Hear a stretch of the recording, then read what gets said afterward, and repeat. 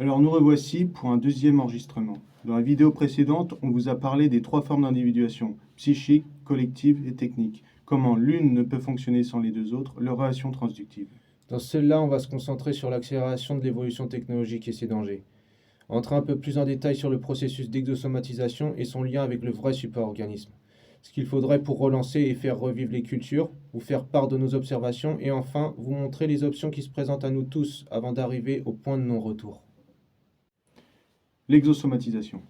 Le phénomène d'exosomatisation, c'est un processus d'externalisation, de création d'organes artificiels. C'est votre capacité à s'augmenter de façon non biologique par l'outil, objet technique essentiel à votre survie, celle de l'organisme humain.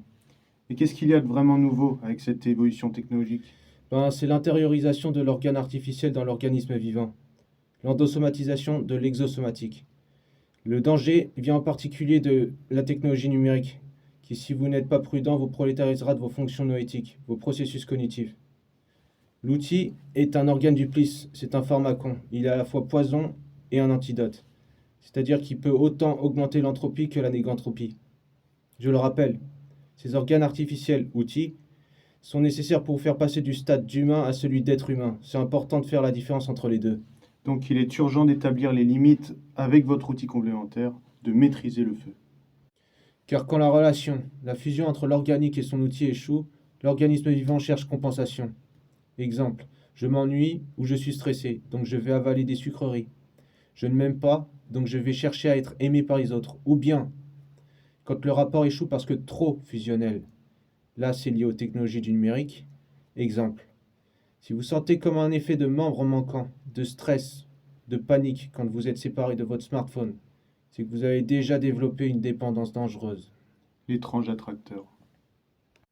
Dans l'autre vidéo, on vous a parlé du super-organisme fait d'individus divers. Eh bien, on ne vous avait pas parlé de l'esprit de ruche, le vrai super-organisme, le basique, celui composé d'individus formant un soi cohérent, c'est-à-dire comme les oiseaux migrateurs, les termites, les fourmis, où le groupe entier se comporte comme s'ils sont contrôlés par un seul esprit. Vous vous rappelez, on vous a dit que les systèmes linéaires perdent les pédales. Ils deviennent dangereux au bout d'un certain temps. Si vous ne reprenez pas le contrôle sur vous-même, voilà ce qui vous attendra. Une synchronisation topologique. Il y en a qui aiment le confort d'être téléguidés. Pour certaines personnes, ce sera inévitable. Vous voulez un Dieu, vous inquiétez pas, il est à votre porte. Mais pour les autres, ceux qui ont encore un instinct de survie, mais qui hésitent encore à prendre les choses en main, j'espère que la suite vous fera agir. Le cerveau biologique humain ne peut supporter multiples processus conscients dans le même cerveau. Autrement dit, la conscience s'expand, se répand pour remplir l'espace disponible. Et tout ce qu'il faut pour vous effacer, c'est une interface avec la bande passante d'un téléphone portable. C'est une récupération de zombies à échelle mondiale. Tout ça, c'est un mécanisme de défense, face à un monde en chute libre qui sombre dans la violence et l'ignorance, et qui refuse de prendre ses responsabilités. On arrive au point de bifurcation. Il y en a déjà qui parlent de cyborgs, transhumains, parahumains, post-humains, de chimères, d'AGI et de niveau toposophique, S1 à S9. Vous avez compris, c'est maintenant que ça se passe. Il ne faut pas abandonner l'exosomatisation, votre condition d'être humain au lot du marché. Il faut une réflexion éthique sur tout ça. Faut pas déconner, c'est du sérieux. Maintenant, entrons dans le passage lié à la musique. Les effets de l'accélération du processus d'exosomatisation chez les musiciens prolétarisés. Oui, et il y a les musiciens matérialistes qui se disent gearheads et les musiciens analytiques. Le musicien analytique, efficace et capable de prouesses techniques, n'a que la partie mathématique. Il est le produit de cette séparation qui a pris place entre les arts et les sciences il y a une centaine d'années. Sa partie émotion est inexistante ou sous-développée. Amputé de l'essentiel, il ne peut pas comprendre le monde. Et après, on a les musiciens matérialistes, qui s'entourent d'organes artificiels, d'instruments. Dans cette course à l'accumulation, ils se sont perdus, et ils n'ont finalement rien à raconter. Combien de fois avons-nous vu ça? Attention, on ne dit pas que tous les gearheads sont prolétarisés de leur sens, et non plus qu'il faut se limiter en équipement. Au contraire, si vous en avez les moyens, utilisez tout ce qui est à votre disposition pour produire de la différence. Le problème, c'est quand le musicien s'imagine qu'il y a un équipement miracle qui va faire tout le travail. Ce qu'on veut dire surtout, c'est qu'il n'y a pas de raccourci. C'est dans le manque quasi insupportable qu'on arrive à se dépasser, à produire quelque chose qui mérite d'exister. Aussi, faites attention à ces artifices ou ces sons qui vous enferment dans des catégories trop bien définies. Il est préférable d'utiliser des instruments polyvalents. Il y a aussi le cas de la partition et du métronome. On a observé que le musicien de la partition, tant qu'il a sa feuille sous le nez, tout roule comme sur des roulettes. Mais dès que tu lui retires sa partition, eh bien, il est perdu, pas d'initiative, pas de direction. Sa mémoire est extériorisée. C'est ça être prolétarisé. Contrairement au musicien de la partition, le musicien de l'oreille n'attend pas à être programmé. Il sait s'adapter. Maintenant parlons de ce métronome. Les musiciens n'ont toujours pas compris le danger de la chose, et c'est une catastrophe. Le métronome agit comme un virus, un parasite qui neutralise toute circulation de sens au sein d'un groupe. Aujourd'hui, cet appareil discret s'est répandu absolument partout, produisant par conséquent des systèmes autoréférentiels, c'est-à-dire fermés. Le métronome n'est rien d'autre qu'un outil d'entraînement. Il n'a strictement rien à foutre dans le milieu du rituel. Il faut redévelopper son sens du rythme et ça commence par pratiquer ensemble dans un vrai rapport social. Il est nécessaire qu'il y ait de la fluctuation, de la dynamique, que ce soit organique. Il faut que ça respire. Vous ne vous êtes jamais demandé pourquoi dans un grand orchestre on s'embête à engager un maestro alors qu'on pourrait très bien mettre cet objet au milieu de la pièce? C'est parce que le chef d'orchestre a un cœur, voilà pourquoi.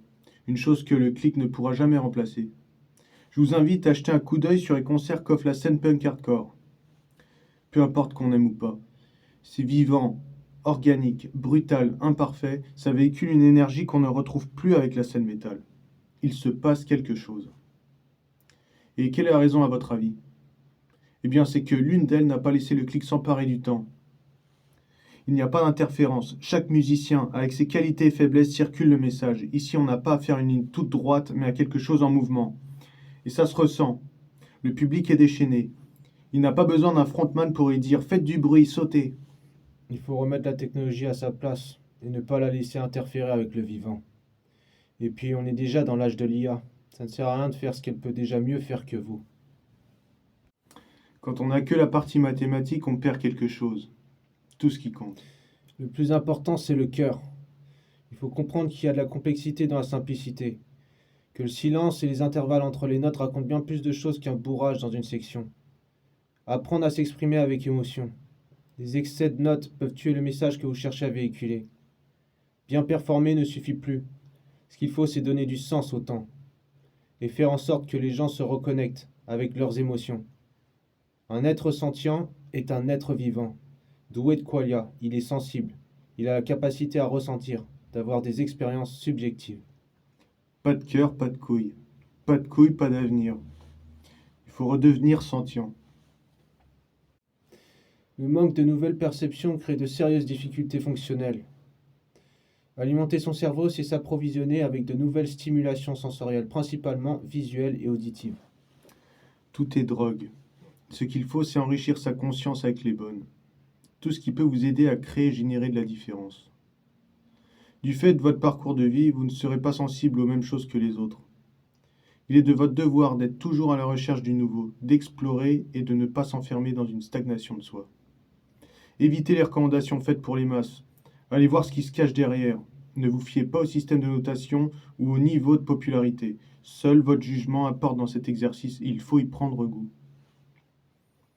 Vous êtes un amateur. Retenez ce qui vous intéresse et combinez vos petites récoltes avec cohérence et passez à la suite. Faites-en une composition riche et diverse. C'est une quête sans fin. Sachez que vous ne finirez jamais cette œuvre. Elle ne doit pas. Une fois que vos sens et votre imagination seront bien développés, vous pourrez faire ce qu'on appelle de la synesthésie, voir les sons. C'est quelque chose de purement subjectif et d'automatique, et non, ce n'est pas une régression de sens comme certains le pensent, et ça ne se limite pas à des couleurs. C'est aussi un défilement d'images et de scènes complexes. Ça peut être utile comme moyen de repère quand on compose. Voilà, maintenant passons.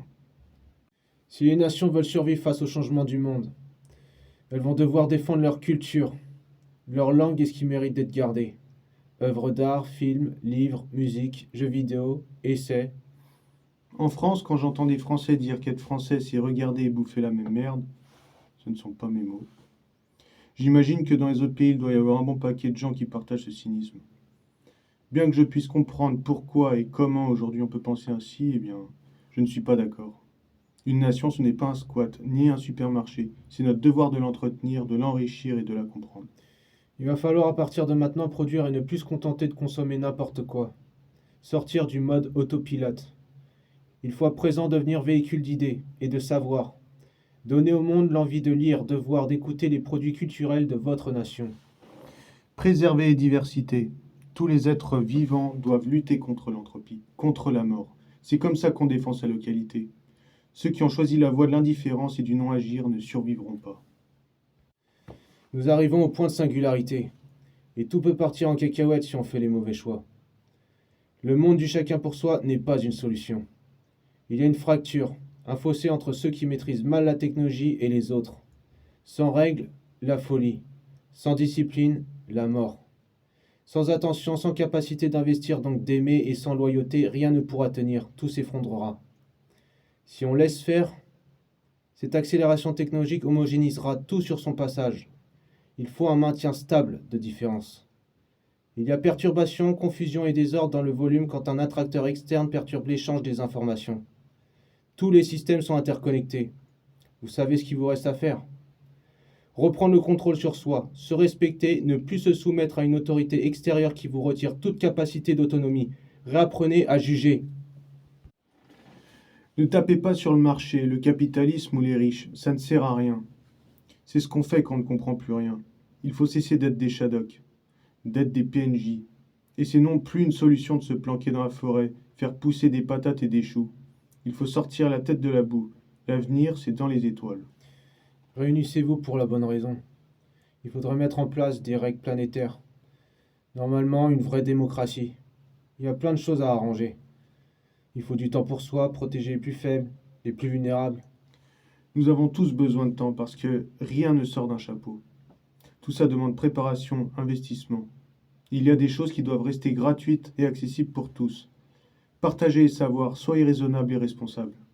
C'est à vous d'agir, ne plus rien attendre de qui que ce soit.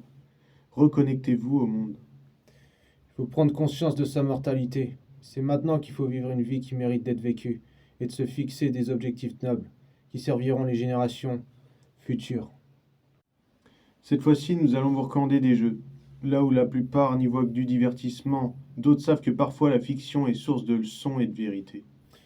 Nous allons commencer par 1. La saga Metal Gear Solid. Un monument dans le monde du jeu vidéo qu'il faut visiter et revisiter. Les épisodes qui ont un message vraiment pertinent lié à ce que nous vivons aujourd'hui sont le deuxième, Sons of Liberty, le quatrième, Guns of the Patriots, le cinquième, Phantom Pain. Le deuxième, la trilogie Mass Effect. Parce que c'est qu'ensemble qu'on pourra reconstruire ce monde de merde. Et parce que l'avenir, c'est avoir son vaisseau spatial, explorer la galaxie et avoir des potes extraterrestres. 3. Torment Tides of Numenera. Un jeu pas facile, mais qui mérite beaucoup plus d'attention. Une histoire excellente. C'est si les tyrans prennent le contrôle des technologies d'immortalité. Ouais. C'est un jeu où la science et la fantaisie ont fusionné. Une direction artistique vraiment singulière et inspirante. Faites d'abord Planescape Torment, son grand frère. 4. Last of Us Part 1 et Part 2. Le monde qui t'attend si tu choisis les plantations de patates au lieu de l'exploration spatiale. Vraiment des super jeux, surtout le 2. Je suis d'accord. 5. Disco Elysium. Une œuvre à part comme on aimerait en voir plus souvent. Une écriture unique, des personnages marquants et une très belle OST. Un jeu qui fait du bien et qui nous sort de ce qu'on voit habituellement. 6.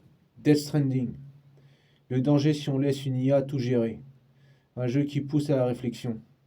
C'est dans l'exploration des potentialités de l'esprit humain que se situent les vraies réponses.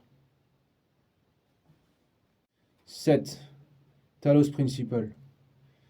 Un très bon exercice pour sortir de la matrice. Un des meilleurs dans son genre. Allez-y.